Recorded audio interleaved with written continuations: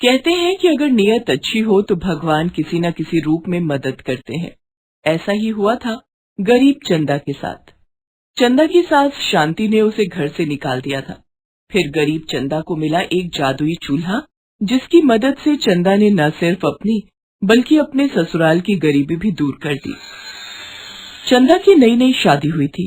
ससुराल में सभी चंदा को बहुत प्यार करते थे, लेकिन उसकी सास शांति उसे बिल्कुल भी पसंद नहीं करती थी, क्योंकि चंदा का परिवार बहुत गरीब था। शांति आए दिन चंदा को उसकी गरीबी के ताने दिया करती थी। अरे ओ महारानी, सुबह से खाना बनाने में लगी हुई है, पूरे मोहल्ले वालों को दावत देगी क्या? नहीं माँ जी, मोहल्ले वालों को दावत नहीं दूंगी। आज पापा आ रहे हैं ना, इसलिए उनके लिए मटर पनीर बना रही हूँ। हाँ हाँ, बना ले। कभी मटर पनीर खाए तो होंगे नहीं तेरे बाप ने। तुम लोगों को तो सूखी रोटी ही नसीब हो जाए तो वो बहुत बड़ी बात है। आप ऐसा क्यों बोल रही हैं माँ जी? ऐसा ही बोलूंगी। शादी में दिया क्या है तेरे बाप ने? बस एक जोड़ी कपड़े में तुझे विदा कर दिया। रिश्तेदारों के सामने हमारी कितनी बेइज्जती हुई है वो तो हमें ही पता है। पता नहीं रमन को तुझ में ऐसा क्या दिख गया कि उसे तू ही पसंद आ गई। शांति की बातें सुनकर चंदा की आंखों से टप टप आंसू बहने लगे। अरे ओ नाटकबाज, ये सब नाटक मेरे सामने नहीं चलेगा।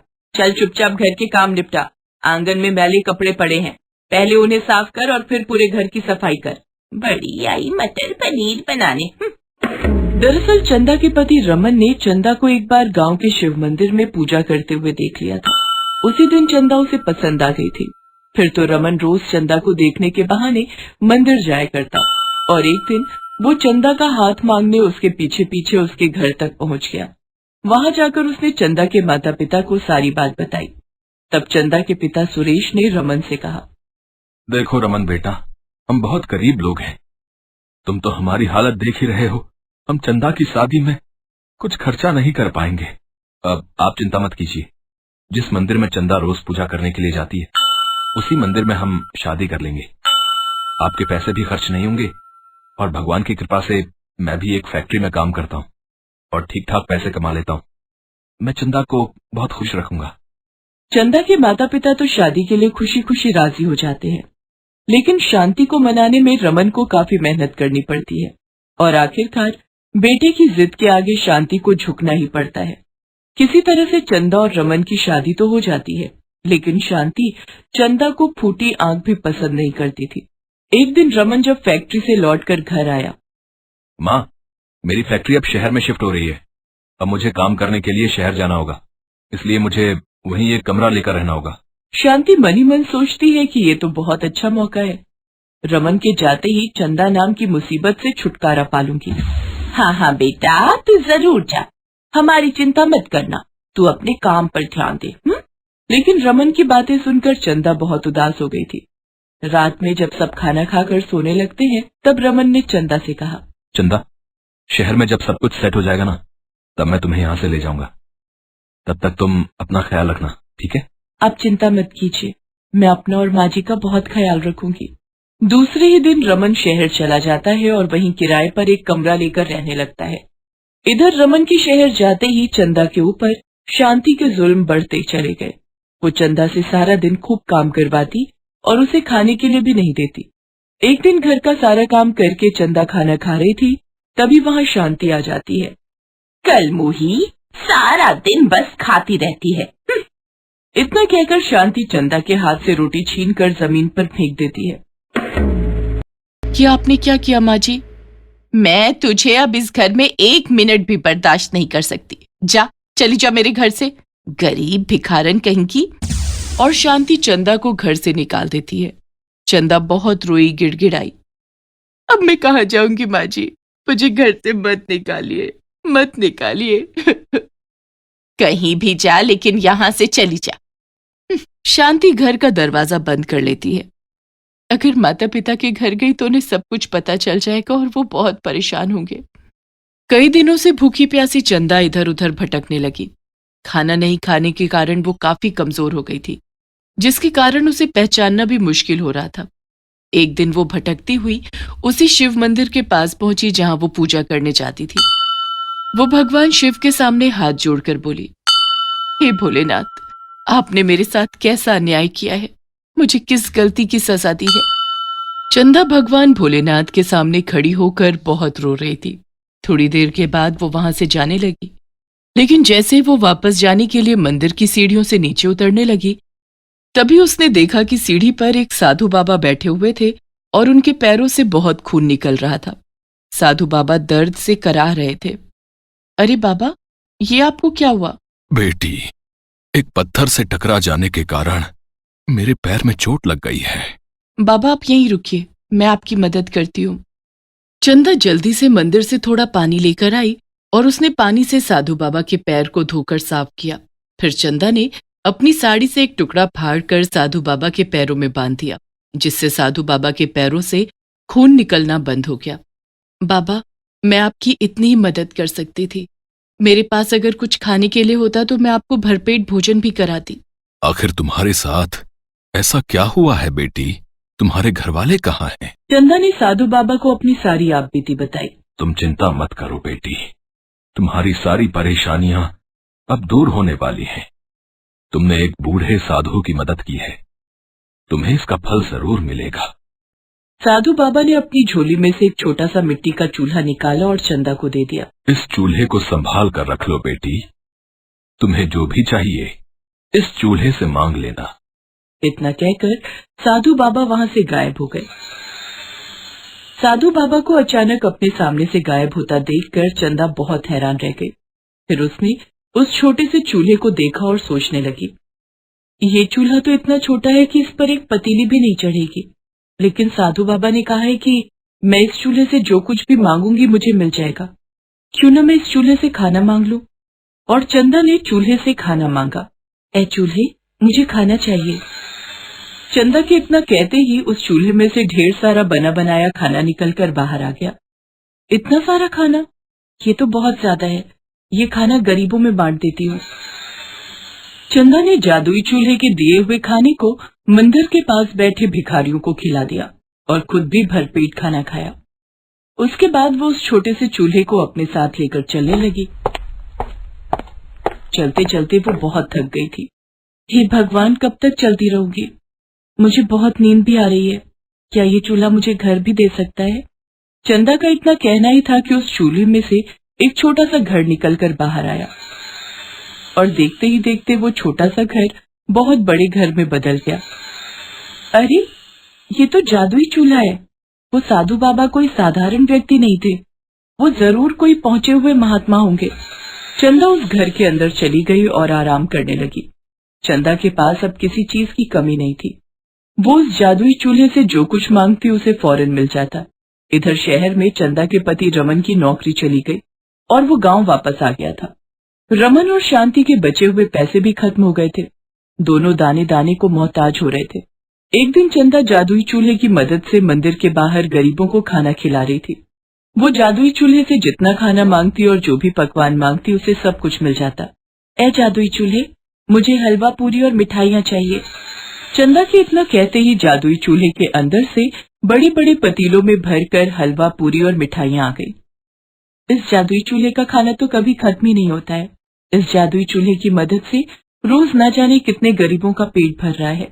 चंदा गरीबों में खाना बांट रही थी कि तभी उसे लाइन में लगे शांति और रमन दिखाई देते हैं। वे दोनों चंदा को देखकर हैरान हो जाते हैं। चंदा, तुम यहाँ? मैंने तुम्हें बहुत ढूंढा, लेकिन तुम मुझे कहीं नहीं मिली।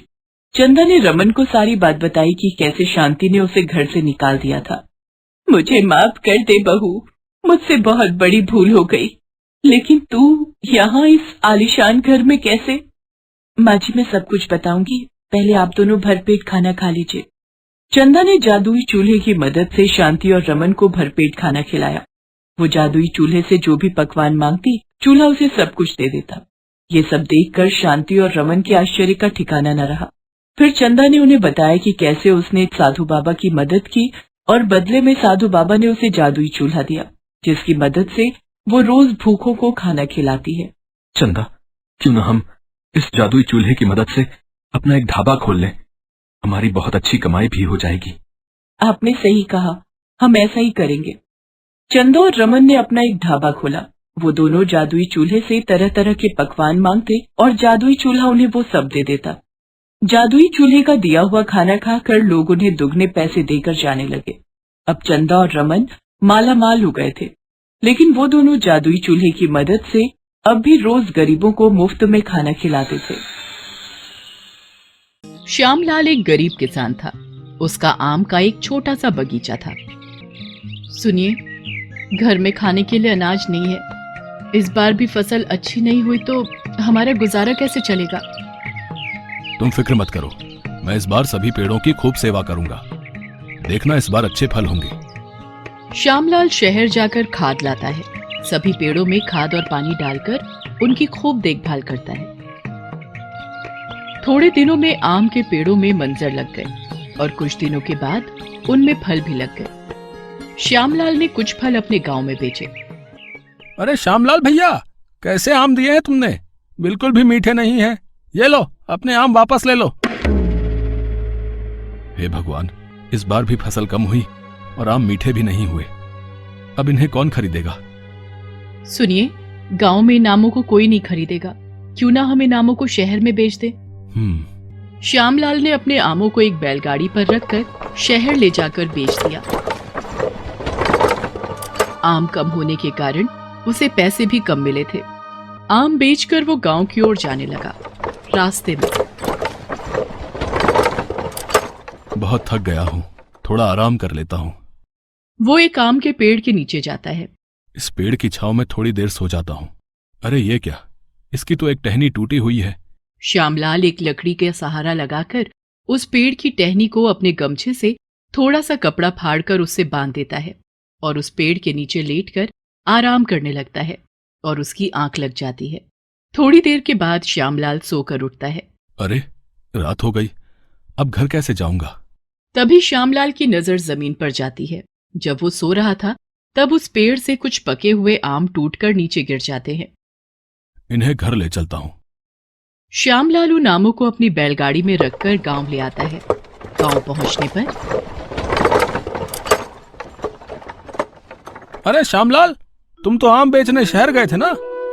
हाँ भैया, तो ये आम कहाँ से लाए? अरे भैया, एक आम के पेड़ के नीचे मैं सो गया था, उसी पेड़ के आम हैं। देखने में तो बहुत रसीले लग रहे हैं, जरा चखाओ तो। ये लो। अरे भैया, ये तो बहुत मीठे आम हैं। ऐसे आम अगर तुम्हारे बगीचे में होने लगे तो तुम तो माला माल हो जाओगे भैया। क्या कह रहे हो? जरा मैं भी तो चखूं।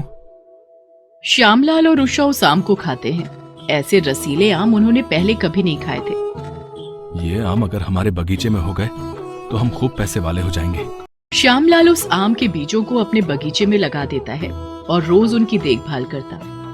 थोड़े दिनों बाद उनमें से छोटे छोटे पौधे निकल आते हैं। श्यामलाल रोज उनमें पानी डालता और सोचता कि काश ये जल्दी बड़े हो जाएं। एक रात श्यामलाल ने सपना देखा। उसके सपने में वही आम का पेड़ आया जिसकी टहनी उसने अपने गमछे से बांधी थी।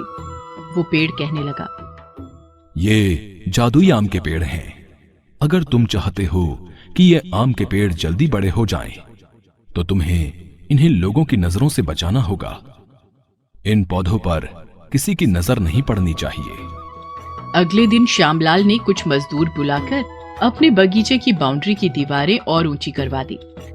अब वो आम के छोटे पौधे किसी को दिखाई नहीं पड़ते थे। अरे श्यामलाल भैया, ये दीवारें इतनी ऊंची क्यों करवा रहे हो? जादुई आम उगने वाले हैं क्या? है? अरे अब इससे कैसे पता चल गया? अरे नहीं भैया, अब ऐसे ही। बाउंड्री ऊंची हो जाने के बाद श्यामलाल के आम के पौधे थोड़े ही दिनों में बड़े बड़े पेड़ बन गए। ये पौधे तो कुछ ही दिनों में बड़े पेड़ बन गए। ये तो सच में जादुई आम के पेड़ हैं। हाँ, और अब हमारी गरीबी के दिन भी जल्दी दूर हो जाएंगे। कुछ ही दिनों में उन पेड़ों में फल भी लगने लगे। अचानक ही छोटे से पौधों को इतनी जल्दी बड़े होता देखकर ग्रामीण आपस में बातें करने लगे। अरे ये श्यामलाल के आम का पौधा इतने जल्दी कैसे बड़े होगा भाई? हाँ भाई, लगता है कोई जादुई पौधा लाया है। सुना है वो शहर से आम लाया था, उसी आम के बीज के पेड़ हैं। एक दिन जब श्यामलाल उन पेड़ों से फल तोड़ने लगता है तो उनमें से एक फल सुनहरे रंग का था और काफी चमक रहा था। अरे वाह, इस पेड़ में तो फल लग गए हैं, लेकिन ये क्या, यह आम इतना चमक क्यों रहा है? श्यामलाल उस फल को तोड़ता है तो देखता है कि वो फल सोने का है। अरे वाह, सोने का फल! आम के पेड़ ने हमें सोने का फल दिया है। अब हम अमीर बन जाएंगे। इस फल को तिजोरी में रख दो। उस रात श्यामलाल को एक सपना आया। उसके सपने में वही आम का पेड़ था जिसकी टहनी की उसने मरम्मत की थी। ये जादुई पेड़ हैं। अगर तुम इसी तरह से रोज इनकी सेवा करोगे तो ये रोज तुम्हें एक सोने का फल देंगे। अब वो आम का पेड़ रोज एक सोने का फल देता और श्यामलाल रोज उस फल को तोड़कर तिजोरी में रख देता और श्यामलाल एक एक करके सभी सोने के फलों को तिजोरी में रखवा देता था। श्यामलाल अब अपने बाग के दूसरे पेड़ों की तरफ ध्यान भी नहीं देता था और उनमें पानी भी नहीं डालता था। उसके बगीचे के दूसरे पेड़ सूखते गए और उनमें अब फल भी नहीं आते थे। अब श्यामलाल धीरे धीरे अमीर होता जा रहा था। उसे देखकर गांव वाले आपस में बातें करने लगे। अरे श्यामलाल, तेरे बगीचे में आम नहीं होता क्या? अब तू आम बेचने शहर नहीं जाता? अरे श्यामलाल, तेरी लॉटरी लग गई है क्या? है नया घर, सोने की चेन, क्या बात है भाई? अरे नहीं नहीं भाई, ऐसी कोई बात नहीं है। उस रात श्यामलाल को फिर एक सपना आता है और उसे उस पेड़ की आवाज सुनाई पड़ती है। अपने बगीचे के दूसरे पेड़ों को भी उतना ही प्यार करो जितना उस सोने के फल देने वाले पेड़ को करते हो। वो सब तुम्हें मीठे और रसीले फल देंगे। लेकिन श्यामलाल की आंखों पर लालच की पट्टी पड़ी थी। उसे तो सिर्फ अपने सोने के फल से मतलब था। उसने दूसरे पेड़ों की तरफ ध्यान नहीं दिया और एक दिन सुबह जब श्यामलाल सोने का फल तोड़ने गया तो उसने देखा कि उस पेड़ में आज सोने का फल नहीं था और पेड़ एक ही रात में फिर से छोटा होकर सूख चुका था। श्यामलाल की तिजोरी में रखे सारे सोने के फल भी गायब हो गए थे। श्यामलाल जोर जोर से रोने लगा। अब रोने से क्या फायदा? आपके लालच ने आपसे वो सब छीन लिया जो आपको उस जादुई पेड़ ने दिया था। तुम सही कह रही हो। अब तो पुराने पेड़ भी सूखकर बेजान हो गए हैं, उनमें फल भी नहीं है। अब मैं क्या बेचूंगा और क्या खाऊंगा? तभी श्यामलाल को एक आवाज सुनाई देती है। श्यामलाल, तुम्हारा ये जादुई आम का पेड़ अब कभी सोने का फल नहीं देगा। तुम्हारे लालच ने इसका जादू इससे छीन लिया है। अब तुम्हें अपने पुराने पेड़ों की पहले की तरह ही सेवा करनी होगी। वो फिर से हरे भरे हो जाएंगे और उनमें मीठे और रसीले फल भी लगेंगे। हाँ हाँ, मैं करूंगा, मुझे माफ कर दो, मुझसे बहुत बड़ी गलती हो गई। श्यामलाल अपने बगीचे के पुराने पेड़ों की फिर से देखभाल शुरू कर देता है। उनमें पानी और खाद डालता है और उनकी खूब सेवा करता है। कुछ दिनों के बाद श्यामलाल के पुराने आम के पेड़ फिर से हरे भरे होने लगते हैं और उनमें फल लगने लगते हैं। इस बार श्यामलाल के पुराने पेड़ों के आम काफी रसीले और मीठे थे और फसल भी अच्छी हुई थी। अरे श्यामलाल, तुम्हारे आम के फल तो इस बार बहुत ही मीठे और रसीले हैं भाई। इससे पहले कि सारे फल गांव में ही खत्म हो जाए, तुम इन फलों को जल्दी से शहर में बेच दो। हाँ, तुम ठीक कहती हो। और श्यामलाल अपने आमों को एक बैलगाड़ी में रखकर शहर ले जाता है और उन्हें बेच देता है। इस बार उसे आम बेचकर अच्छे पैसे मिले थे। श्यामलाल खुशी खुशी घर आ जाता है। उस रात उसने फिर से एक सपना देखा। सपने में वही आम का पेड़ श्यामलाल से कहता है, अब हर साल अपने बगीचे के आम के पेड़ों की अच्छी तरह देखभाल करना। अब तुम्हें सोने के आम तो कभी नहीं मिलेंगे, लेकिन तुम्हारे बगीचे के आम बेहद मीठे और रसीले होंगे, जिन्हें बेचकर तुम खूब पैसा कमाओगे। और अब श्यामलाल ऐसा ही करता है और अपने बगीचे के आम को बेचकर खूब पैसा कमाता है। धीरे धीरे पैसा जोड़कर श्यामलाल ने गांव में अपनी एक आम की दुकान खोल ली। क्यों ना हम अपने बगीचे में आम की अलग अलग वैरायटी उगाएं, जिसे बेचकर हमें खूब पैसे मिलेंगे। हाँ, मैं शहर जाकर उन सबके बीज लेकर आऊंगा। और श्यामलाल ने अपने बगीचे में अब अलग अलग वैरायटी के आमों के पेड़ लगाए। कुछ साल के बाद उन पेड़ों में फल आने लगे और श्यामलाल अपनी दुकान में अलग अलग वैरायटी के आम बेचने लगा, जिससे उसकी कमाई खूब बढ़ गई और श्यामलाल माला माल हो गया।